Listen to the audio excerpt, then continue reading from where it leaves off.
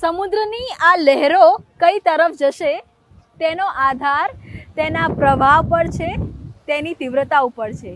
એ જ રીતે લોકસભાના મહાસંગ્રામમાં કોની જીત થશે, કોની હાર થશે તેનો આધાર એ મતદાતાઓના મિજાજ ઉપર છે. અને એ જ કારણ છે કે એનડીએ હોય કે ઇન્ડિયા, તમામ અત્યારે મતદાતાઓને રીઝાવવા માટે એડી ચોટીનું જોર લગાવી રહી છે. પરંતુ રાજનીતિના આ મહાસંગ્રામમાં કોણ સિંહાસન પર બેસશે, કોની જીત થશે, કોની હાર થશે, આ તમામની વચ્ચે ઉમેદવારો હોય કે પક્ષ હોય તેના કેવા છે મિજાજ અને કેવા છે હાલ, અમે તમને જણાવીશું. કેમ કે આ છે સત્તાનો સવાલ. નમસ્કાર, હું છું કિંજલ અને સ્વાગત છે આપનું અમારી વિશેષ રજૂઆત સત્તાના સવાલમાં.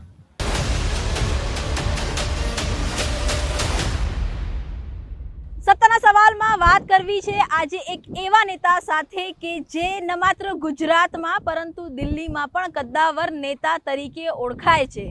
વિપક્ષમાં હતા ત્યારે વિપક્ષની ભૂમિકા બખૂબી નિભાવી હતી અને હવે સત્તા પક્ષ સાથે જોડાયા છે અને ચૂંટણી પણ લડી રહ્યા છે. જ્યાં આજે આપણે વાત કરીશું અર્જુનભાઈ મોઢવાડિયા સાથે કે જે ભાજપના હવે સદસ્ય પણ છે, કાર્યકર્તા પણ છે અને હવે ભાજપ માટે પોરબંદરથી પેટા ચૂંટણી પણ લડી રહ્યા છે. અર્જુનભાઈ, ખૂબ ખૂબ સ્વાગત છે. અર્જુનભાઈ, પહેલો સવાલ, ઘર બદલાઈ ગયું છે, મેન્ડેટ બદલાઈ ગયું છે, પંજાની જગ્યાએ કમલ સાથે હવે અર્જુનભાઈ પોરબંદરમાં પ્રચાર કરશે. શું લાગી રહ્યું છે? ક્યાં ખચકાટ, કોન્ફિડન્સ, પહેલી શું પ્રતિક્રિયા છે કે જ્યારે પહેલી વખતે આ મેન્ડેટ ઉપર લડી રહ્યા છો? જો મેં કોંગ્રેસ છોડી અને ભારતીય જનતા પાર્ટીમાં હું સદસ્ય બન્યો છું અને એમાં જ્યાં સુધી મારું પોરબંદરનું ઘર લાગે વળગે છે ત્યાં સુધી એ તો ઘર એક થઈ ગયું છે. એટલે અહીંયા જનતાની અંદર, કાર્યકરોની અંદર તમામ લોકો જે ઈચ્છતા હતા એવું જ થયું છે. અને ઘણા જે લોકો મને મત નહોતા આપતા એ મિત્રો એમ કહેતા હતા અને ઇવન આપવાવાળા પણ એમ કહેતા હતા કે યોગ્ય વ્યક્તિ અયોગ્ય પાર્ટીમાં છે. એટલે એ બધાને અત્યારે ખૂબ આનંદ થયો છે. Good man in a wrong party વર્ષો સુધી ચાલ્યું. કારણ શું હતું? અર્જુનભાઈ આખરે કોંગ્રેસ છોડવા નતા માંગતા કે કોંગ્રેસ અર્જુનભાઈને નહોતી છોડતી? જુઓ, આ બધું સંજોગો બદલાવતા હોય છે. જે કોંગ્રેસ પાર્ટી મહાત્મા ગાંધીએ કલ્પના કરી હતી એ આજે રહી નથી અને સંપૂર્ણપણે નકારાત્મક વલણ દરેક બાબતમાં, સવારથી ઉઠીને સાંજ સુધી એન્ટી મોદી, જે બધા બીજા લોકો છે એમની વિરુદ્ધમાં પોતે શું કરવા માંગે છે એનો એજન્ડા જ ક્યારેય સેટ કર્યો નથી. અર્જુનભાઈ, વાત એટલે પણ થાય છે કેમ કે આપણે મહાત્મા ગાંધીની વાત કરીને આપણે ગાંધીની જન્મભૂમિ ઉપર ઊભા છીએ. તો જ્યારે એન્ટી મોદી ચાલતું હતું એ વાતમાં તો અર્જુનભાઈ પણ હતા. વિપક્ષ તરીકે ગુજરાતના પ્રોજેક્ટની વાત કરવામાં આવી હોય, નર્મદાની વાત કરવામાં આવી હોય, તમામમાં અર્જુનભાઈએ વિરોધ નોંધાયો છે. તો આ મન પરિવર્તન પાછળ કંઈક તો કારણ હશે. કોંગ્રેસમાં ક્યાંક ને ક્યાંક નજરઅંદાજ આપ થઈ રહ્યા હતા, સાઈડ ટ્રેક વિરુદ્ધ થઈ શું રહ્યું હતું? જુઓ, એ વાત સાચી નથી કે હું એન્ટી મોદી હતો.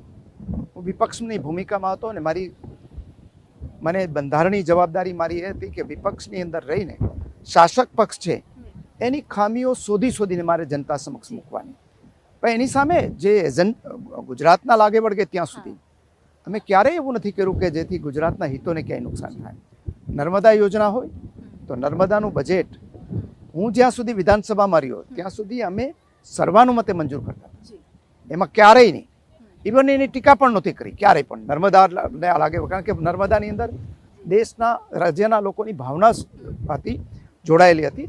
અને એ ઉપરાંત જે ડેમ વિરોધી, ગુજરાત વિરોધીઓ એની સામે જે આંદોલન કરતા હતા એને અમે બળ આપવા નહોતા માગતા, એ કર્યું હતું. એ ઉપરાંત 2005માં નરેન્દ્રભાઈ મુખ્યમંત્રી હતા એ વખતે એમણે લોકલ જે સેલ્ફ ગવર્મેન્ટ એટલે સ્થાનિક સ્વરાજની ચૂંટણીઓ છે એ ચૂંટણીઓની અંદર એ જે 2 બાળકોનો નિયમ દાખલ કર્યો કે જેને 2 બાળકો હોય 2005 પછી, 2005 સુધીની વાત અલગ હતી કે ભાઈ એ વખતે એ નિયમ નહોતો રાખ્યો, પણ 2005 પછી જો 2 બાળકો કોઈને ત્યાં જન્મે તો એ ચૂંટણી ન લડી શકે. અહીંયા આખા દેશમાં બધી જગ્યાએ એમનો વિરોધ થયો હશે, પણ મને લાગે વળગે ત્યાં સુધી મેં લીડર ઓફ ઓપોઝિશન તરીકે એ અને સમર્થન આપ્યું હતું અને કાયદો વિના વિરોધ એવું કહી શકાય કે બહુ જૂનું પ્લાનિંગ હતું એમ કે ઈચ્છા ક્યાંક હતી ભાજપમાં આવવાની, પણ સમય ને સંજોગો નહોતા ગોઠવાઈ રહ્યા. એવું નહોતું, સમય ને સંજોગો હતા જ. જ્યારે ભારતીય જનતા પાર્ટીને અહીંયા મારી જરૂર હતી જે વખતે, કારણ કે એ વખતે કોંગ્રેસ પક્ષ હું જ્યારે હતો ત્યારે સ્ટ્રોંગ હતો. ઇવન ત્યાં કેન્દ્રમાં કોંગ્રેસની સરકાર હતી, અહીંયા પણ અમે બહુ થોડા સીટથી આગળ પાછળ રહેતા હતા. એટલે જો મારે જવું હોત તો અનેક વખત આવા મોકાઓ મળ્યા હતા, પણ મેં કોઈ દિવસ એટલા સત્તા માટે પરિવર્તન કર્યું નથી. અને બીજું, અત્યારે તો જ્યાં ભારતીય જનતા પાર્ટીને લાગે વળગે છે ત્યાં સુધી એમની મારી કોઈ જરૂર હતી નહીં.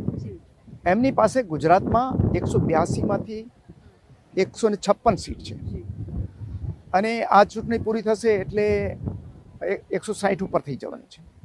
26માંથી 26 લોકસભાની સીટ છે અને જે રીતે અમારા પ્રદેશ અધ્યક્ષ સી આર પાટીલ સાહેબે વાત કરી છે એ પ્રમાણે એ 5 લાખ કરતાં વધારે લીડથી જીતવાના છે. મેં પણ એ વખતે જ્યારે મને વાત ચર્ચા કરી ત્યારે મેં સ્પષ્ટ ભારતીય જનતા પાર્ટીના નેતૃત્વને વાત કરી હતી કે એવી કોઈ જરૂર નથી કે ભાઈ મારા આવાથી વેલ્યુએશન. આ એક સમય હતો કે ના ભાજપને અર્જુનભાઈની જરૂર હતી, ના અર્જુનભાઈને ભાજપની જરૂર હતી. તો પછી આ જે જોડાણ છે એની પાછળનું શું કારણ છે? હું એના માટે બંનેનો આભાર માનીશ, ભારતીય જનતા પાર્ટીના નેતૃત્વનો અને કોંગ્રેસ પક્ષના નેતૃત્વનો. કોંગ્રેસ પક્ષના નેતૃત્વનો એટલા માટે આભાર માનીશું કે એમણે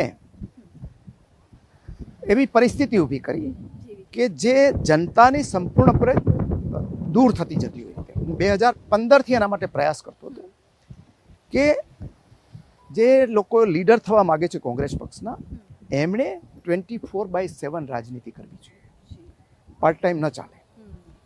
બીજું, એમણે લીડરશિપને માન આપતા શીખવું પડે, એને લીડરશિપને માન આપતા શીખવું પડે. અને ત્રીજું,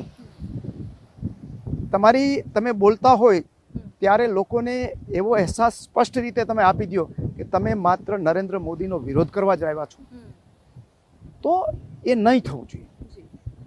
એને બદલે તમે ઓબ્જેક્ટિવલી કોઈ જગ્યાએ બે મુદ્દાઓ પર વિરોધ પણ થઈ શકે, પણ જનતાના મુદ્દા ઉઠાવવા જોઈએ અને જનતા માટે કંઈક કાર્યક્રમ અલ્ટરનેટિવ પણ આપવો જોઈએ. ક્યાંક એવું લાગી રહ્યું છે કે કોંગ્રેસ દ્વારા જે જનતાના મુદ્દા છે તે ઉઠાવવામાં ના આવ્યા અને એ જ કારણ હતું કે 2017માં ખૂબ પાતળી જે માર્જિનથી કોંગ્રેસ આવતી અટકી ગઈ હતી. કેમ આ જે નર્વ્સ છે, આપનો સવાલ કોંગ્રેસ એટલે પૂછી રહ્યો છું કેમ કે કોંગ્રેસનો આપણી પાસે ખૂબ મોટો અનુભવ છે કે આખરે ક્યાં અટકી જાય છે વાત? પરિવારવાદ પર જે સવાલ હંમેશા ભાજપ ઉઠાવતી હોય છે, એવું લાગી રહ્યું છે કે કોંગ્રેસમાં જે પરિવાર પાર્ટી ચલાવી રહી છે એનો ખૂબ મોટો ઇફેક્ટ છે એ પાર્ટીને થઈ રહ્યો છે. બહુ સાચી વાત છે કે જેને રાજનીતિમાં પરિવારમાંથી કોઈ આવે તો એનો વાંધો નથી હોતો. જવાહરલાલ નહેરુ છે, ઇન્દિરા ગાંધીના પુત્રી હતા અને એ જ્યારે વડાપ્રધાન બન્યા ત્યારે જવાહરલાલજી હતા નહીં.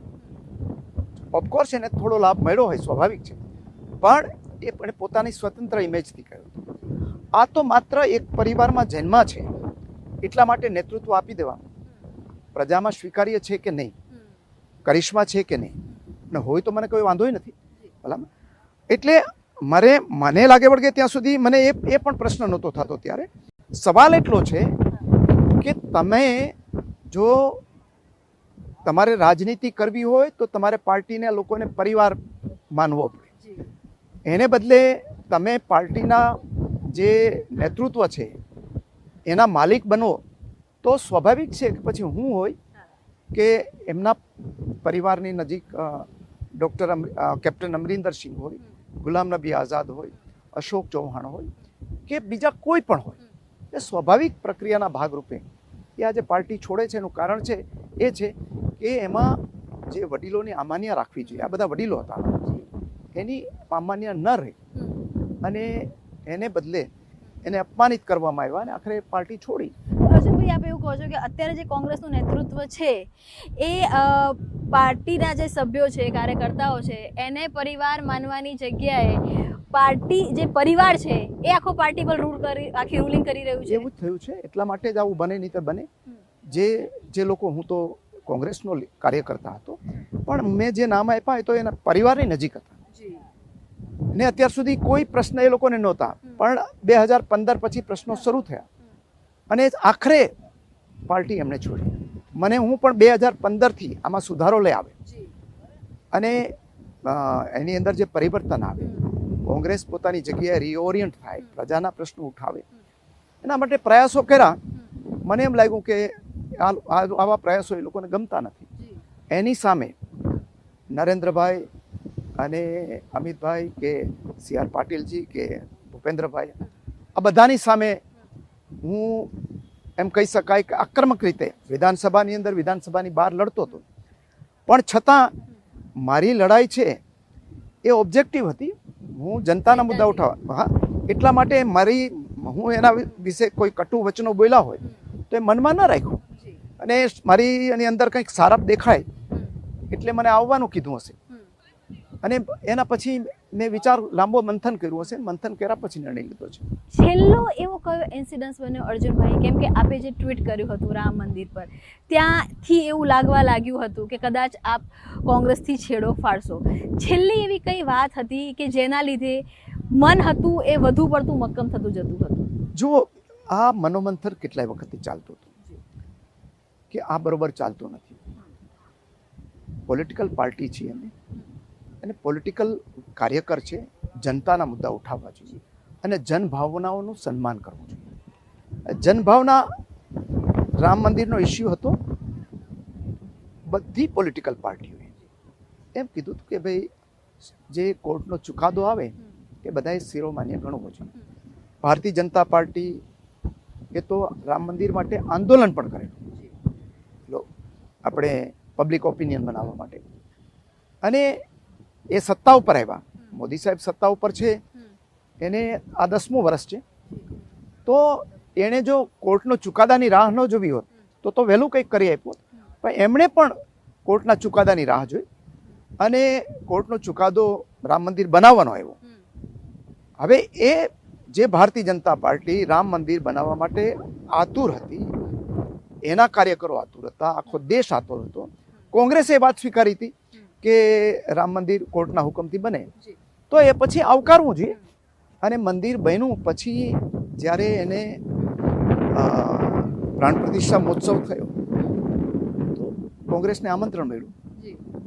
તો માત્ર નરેન્દ્ર મોદી આવ્યા એટલા માટે ડિક્લાઇન કરવાનું તો પછી અહીંયા સોમનાથનું મંદિર બન્યું, ત્યાં રાજેન્દ્ર પ્રસાદજી આપણા રાષ્ટ્રપતિ હતા, એ પણ આવ્યા હતા. એમનો કોઈ ઇસ્યુ નહોતો બન્યો.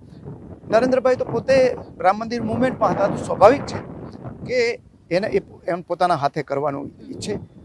દેશની ભાવના, આખા દેશના લોકોની ભાવના જ્યારે રામ મંદિર સાથે જોડાયેલી હોય તો તમે એવું અપમાનિત કરતું જે એમણે સ્ટેટમેન્ટ જોયું, મને એવું લાગે છે કે એમાં પોલિટિકલ અથવા તો ઇન્ટેલેક્ચ્યુઅલ બેકડ્રપ્સી હતી કે એને બદલે એણે એમ કીધું કે we are declining the invitation because it is a political project of the RSS BJP.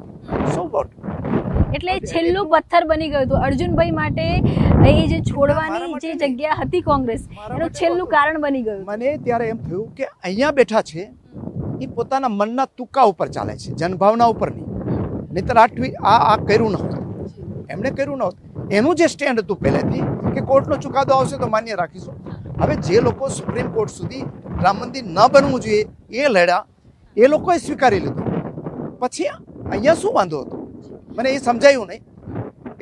એટલે એમાં એ વખતે હું મારી લાગણીઓને જે લોકો સમક્ષ મૂકતા રોકી શક્યો નહીં. બાકી મેં વાત તો ઘણી વખતે બીજી બધી વાતો કરેલી જ હતી. અર્જુનભાઈ, તો બી મારે પૂછવું છે, કેમ કે આપનો એક લાંબો સમય કોંગ્રેસ સાથે રહ્યો છે, કદાચ કારકિર્દીના જેટલા વર્ષો રહ્યા છે અત્યાર સુધીના કોંગ્રેસ સાથે રહ્યા હતા.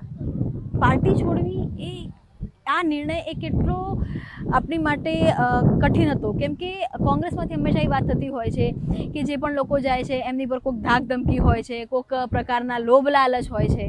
અર્જુનભાઈ માટે આ નિર્ણય કેટલો કઠોર રહ્યો હતો? જો કોઈ પણ ડિફિકલ્ટ નિર્ણય હોય છે, પોતાનું ઘર બદલતા હોય તો એને રીએ, પણ જ્યારે એમ લાગવા માંડે કે આપણું ઘર નથી. દાખલા તરીકે આવો જ બનાવ 2006ની અંદર સૈફુદ્દીન સોઝ આપણા વોટર રિસોર્સિસ મંત્રી હતા, અને એમણે નર્મદા યોજના જે આપણી ઊંચાઈ વધારવાની હતી એને અટકાવવાની કોશિશ કરી અને એવું લાગ્યું કે હવે નર્મદા યોજના આગળ વધવા નહીં દે. એ વખતે હું લીડર ઓફ ઓપોઝિશન હતો અને મેં ઉપર વાત કરી કે આ ખોટું થઈ રહ્યું છે અને મને નેતૃત્વએ સાંભળ્યો અને મારી વાત સ્વીકારી.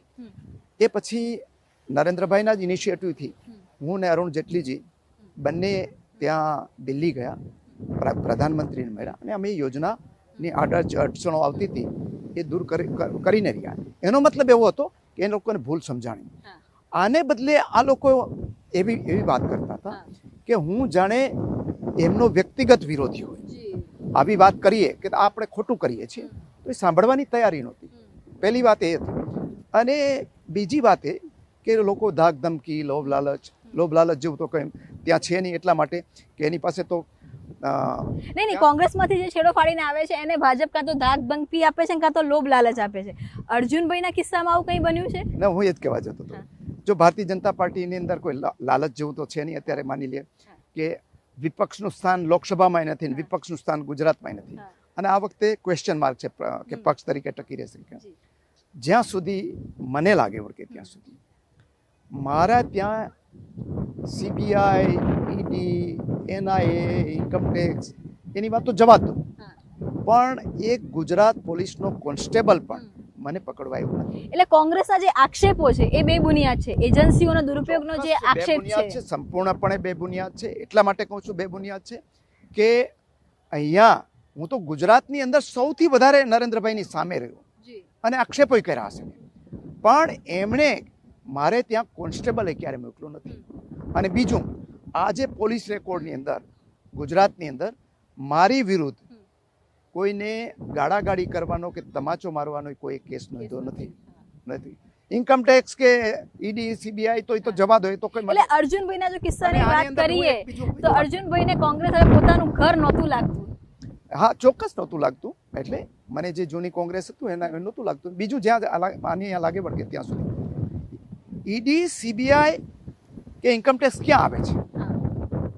મારે ત્યાં મોકલી શકાવત, પણ મારે ત્યાં એટલા માટે નહોતા કે મારે ત્યાં કશું હતું નહીં તપાસવા જેવું. બધા જાણતા હતા, પણ ક્યાંક આગ લાગી, ધુમાડો નીકળતો હોય તો કોઈક જગ્યાએ આગ લાગી હોય એટલે ઈડી એના એવી જગ્યાએ જાય કે કાંઈક તો હોય જ. એ પછી વિક્ટીમ કાર્ડ ખેલે કે અમને ઈડી ને સીબીઆઈ ને આ બધું હેરાન કરે છે, એ અલગ વાત છે.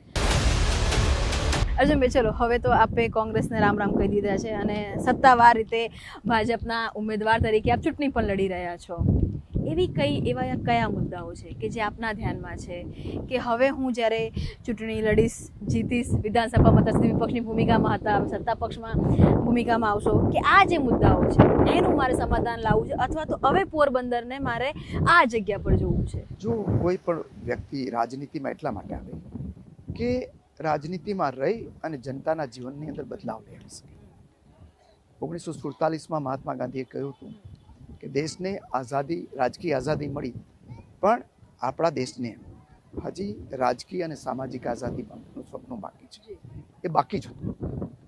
નરેન્દ્રભાઈએ વિકસિત ભારતનો સંકલ્પ આપ્યો અને સૌનો સાથ, સૌનો વિકાસની વાત કરી.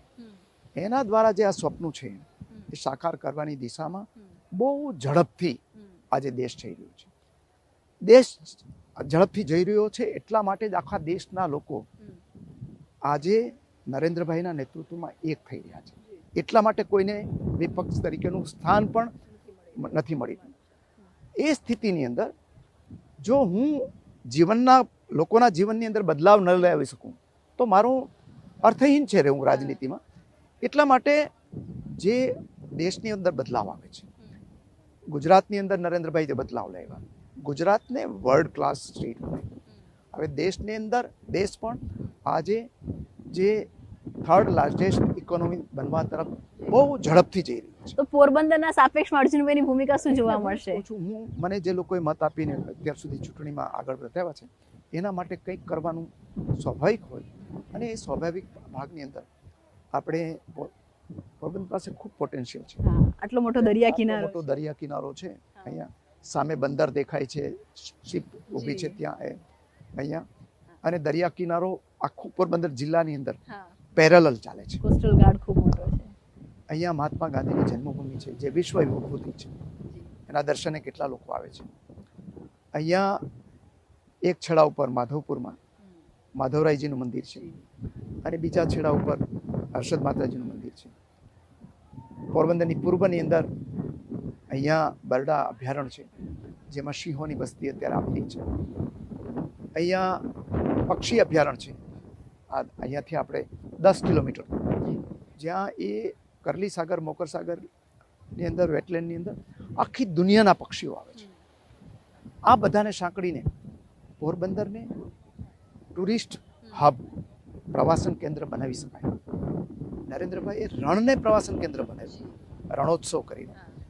અને આજે વિશ્વની અંદર ધોરડો વિલેજ, જ્યાં કોઈ જતું નહીં, ત્યાં ટિકિટો ન મળે, ધોરડો વિલેજ દુનિયાનું જે ગ્લોબલ ટુરિસ્ટ વિલેજ તરીકે એને ડિક્લેર કરવામાં આવ્યું આ વર્ષે. તો પોરબંદર પાસે તો નેચરલ બ્યુટી છે બધી જ. શું કરવા અહીંયા ન થઈ શકે? અહીંયા ટુરિસ્ટ થઈ શકે, અહીંયા ફિશિંગ થઈ શકે, અહીંયા બંદર થઈ શકે, અહીંયા મિનરલ એટલું છે. આ બધાને લઈને પોરબંદરના લોકો જે અત્યારે બહાર જાય છે, એની જગ્યાએ જેમ દ્વારકા અને સોમનાથની અંદર બહાર ગયેલા લોકો રિવર્સ માઇગ્રેશન થઈ અને પાછા આવે છે, એમ મારા પોરબંદરના ભાઈ બહેનો જે બહાર ગયા છે, એને પોરબંદર ફરી પાછું આવવાની ઈચ્છા થાય. વિદેશમાં છે એને પણ અહીંયા આવી અને કામ ધંધો કરવાની ઈચ્છા થાય. એ પ્રકારનું પોરબંદર બનાવવાનું સ્વપ્ન છે. અર્જુનભાઈ, આપની જ્યાં સુધી વાત કરવામાં આવે, આપ વિપક્ષમાં રહ્યા છો ત્યારે બી આપે જે પણ રજૂઆત કરી છે, લગભગ મારા ધ્યાનમાં છે ત્યાં સુધી વિસ્તારની રજૂઆત હોય તો એ સ્વીકારાઈ છે. આપે જે રીતે વાત કર્યું, આપે કેન્દ્રમાં પણ રજૂઆત જે આપ કરતા હતા આપને સ્વીકારાતી હતી. તો આ બધું જે બાકી રહી ગયું છે, એની પાછળનું કારણ શું છે કે વિઝન હવે ડેવલપ થયું છે? નહીં, વિઝન તો હતું જ, પણ સવાલ એટલો છે કે એમાં તમે ભૂમિકા તમારી અલગ હતી. એ ભૂમિકા મારી સરકારની ખામીઓ તરીકે ગુજરાતના વિપક્ષના નેતા તરીકેનું કામ કરવાનું. એટલે મારું ફોકસ છે એ આના બદલે સ્વાભાવિક છે. ખામી શોધવામાં હતું કે આમાં ખામી ક્યાં હોવી જોઈએ. મને એ વાત બહુ સાચી છે કે મને કોઈએ કાંઈ કોઈ વાતમાં ના નથી પાડી. હું આખું વર્ષ રહ્યું, આ વર્ષમાં મેં કેટલાય પ્રોજેક્ટ મંજૂર કરાવ્યા છે. પણ સવાલ એ છે કે જે ફોકસ છે મોસાળે જમણ અને મહાપીરસને વાળું, એ અત્યારે થઈ રહ્યું છે. અહીંયા ગુજરાતની અંદર નરેન્દ્રભાઈ, આપણે ભૂપેન્દ્રભાઈ છે, મુખ્યમંત્રી છે. દેશની અંદર વડાપ્રધાન નરેન્દ્રભાઈ છે, અમિતભાઈ ગૃહમંત્રી છે, અને હવે અહીંયાથી કેન્દ્રીય મંત્રી ચૂંટણી લડી રહ્યા છે, મનસુખભાઈ માંડવિયા. એટલે એ સ્થિતિ કોઈ કુદરતી સંકેત છે કે આ બદલાવ લઈ આવવાનો સમય આવી ગયો છે. તો અર્જુનભાઈ, એવું કહી શકાય કે અર્જુનભાઈ હવે ખામી શોધવાના રોલમાંથી ખૂબી બતાવવાના રોલ તરફ વળી રહ્યા છે? ચોક્કસ કહી શકીએ આપણે કે ભાઈ હું, મારી જે ભૂમિકા છે બદલાઈ છે. પહેલાં છે મારે કોઈને પ્રશ્નો પૂછવાના હતા, હવે મારી ભૂમિકા પ્રશ્નોનો જવાબ આપવાનો છે. એ જવાબ પોરબંદરની જનતાના હોય તો એ આપવાના છે, વિપક્ષના હોય તો એ આપવાના છે, અને એ જવાબનું સોલ્યુશન શોધવાનું. અર્જુનભાઈ, જ્યાં સુધી આપની વાત કરીએ, આપનો એક સ્વભાવ રહ્યો છે કે સિસ્ટમમાં ચાલતી કોઈ પણ ખામી હોય એ આપને કહેવાની અથવા તો ધ્યાન દોરવાની આદત છે. ભાજપમાં જોવા મળ્યું છે કે ભાજપમાં આવ્યા પછી કેટલાક જે સૂર છે એ દબાઈ જતા હોય છે.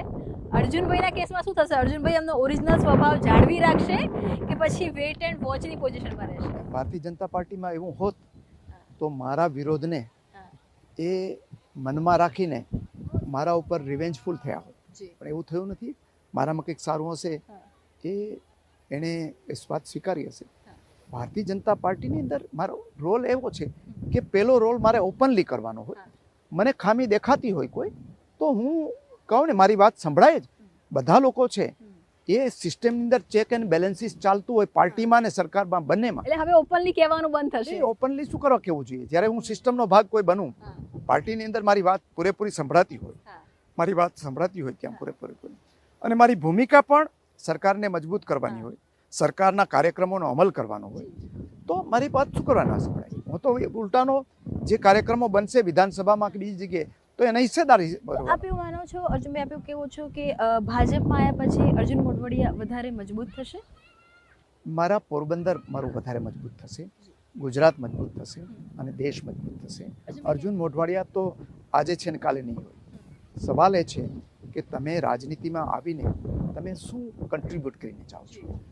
કોઈ મહાત્મા ગાંધી પણ નથી રહ્યા, અને કોઈના પણ બધાનો કાર્યકાળ હોય છે, પણ એ કાર્યકાળની અંદર એવું કરીને જવું જોઈએ કોઈએ, જે આજે નરેન્દ્રભાઈ કરી રહ્યા છે. અર્જુનભાઈ, સવાલ એટલે પણ પૂછવો છે કેમ કે આ જ સીટ ઉપરથી બાબુ બોખેરિયા હંમેશા આપની સામે લડ્યા છે, ખરેખર આપની સાથે છે હવે?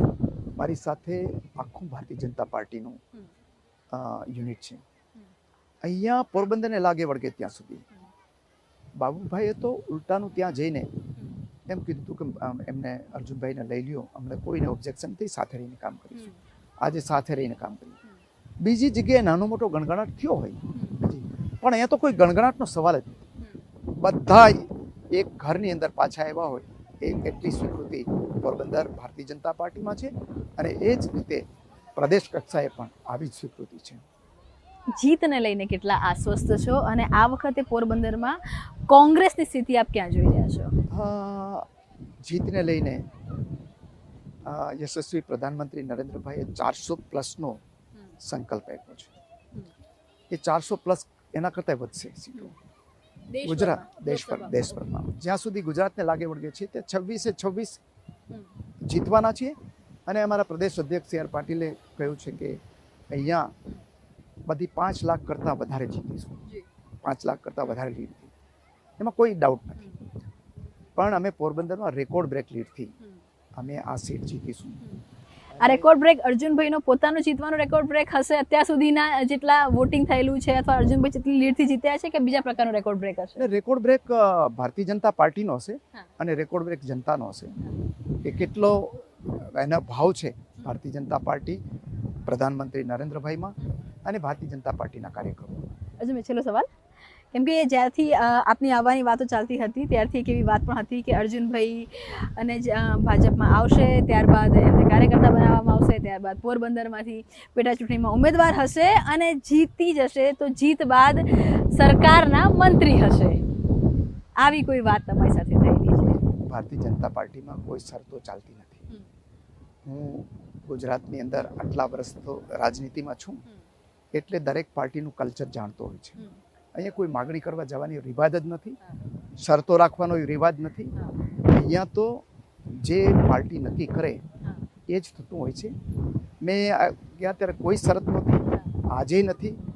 હા, રોલ શું રહેશે અર્જુનભાઈનો? જે રોલ છે એ ભાજપમાં આગળના દિવસોમાં ગુજરાતમાં શું જોવા મળશે? ભારતીય જનતા પાર્ટીના કાર્યકર તરીકે હું કામ કરીશ, પોરબંદરના ધારાસભ્ય તરીકે કામ કરીશ, અને પાર્ટી જે ભૂમિકા આપશે એ ભૂમિકા લોકોની વચ્ચે જઈને કામ કરવાની છે, અને એવું કરતો રહીશ. જીત માટે આશ્વસ્ત છો? આમાં કોઈ સવાલ જ નથી. હું સામા પ્રવાહમાં જીતો હતો, લોકોની નારાજગી હતી પાર્ટી પ્રત્યે, એટલે પોરબંદરમાં આખા ગુજરાતમાં સાફ થઈ ગયું કોંગ્રેસ, પણ મને પોરબંદરે જીતાડ્યું હતું, વ્યક્તિગત કારણોસર જીતાડ્યું. હવે તો અહીંયા બે પરિવાર જે હતા મારા અહીંયાના સ્થાનિક, એ બધા ભેગા થઈ ગયા છે, એટલે સવાલ જ નથી. ધન્યવાદ અર્જુનભાઈ અમારી સાથે વાત કરવા માટે. તો આ હતા ભાજપના પોરબંદરના ઉમેદવાર અર્જુનભાઈ મોઢવડિયા, કે જે સ્પષ્ટતાથી કહી રહ્યા છે કે જીત માટે ખૂબ જ આશ્વસ્ત છે. આગામી સમયમાં તેમનો જે રોલ છે તે ભાજપ નક્કી કરશે. અત્યાર સુધી તેમનો રોલ ખામી કાઢવાનો ચોક્કસ હોઈ શકે, પરંતુ હવે ખૂબીઓનો છે, અને આ તમામની વચ્ચે પોરબંદરમાં વિકાસના કામ કેવી રીતે કરવા તેની પર તેમનું આગામી દિવસમાં ફોકસ હશે, અને તેની સાથે જ કોંગ્રેસના જે તમામ આક્ષેપો છે તેને પણ નકારી રહ્યા છે, અને કોંગ્રેસનું જે નેતૃત્વ છે જે રીતે દિશાવિહીન થઈ રહ્યું છે તેના કારણે કોંગ્રેસ તૂટી રહી હોય તેવું પણ તે કહી રહ્યા છે.